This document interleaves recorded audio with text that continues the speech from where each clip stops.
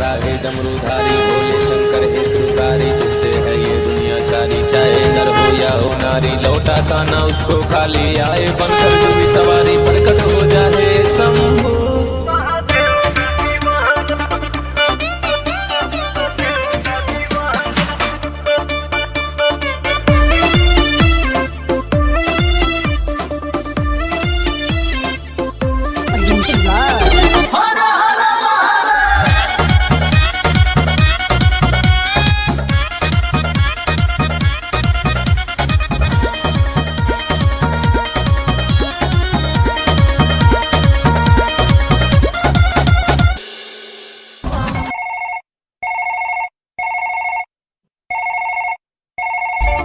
Hello बाबू बोलो कहाँ तुम खो गए हो, मेरे ही हो या किसी के हो गए हो।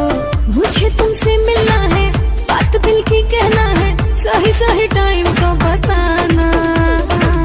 बाबू कहाँ हो? तुम्हारा बाबू व्यस्त है, महादेव की भक्ति में मस्त है। अच्छा और सावन सुनो तुम नजर नहीं आना, तेरा बाबू हो चुका है महादेव का दीवाना। और सावन सुनो तुम नजर नहीं आना, तेरा बाबू हो चुका है महादेव का दीवाना। जब जमाना मुश्किल में डाल देता है, तब मेरे भोले हजारों रास्ते निकाल देता है। क्या बात कर रही है? धारा गंगा जल बेले के पाता, धारा गंगा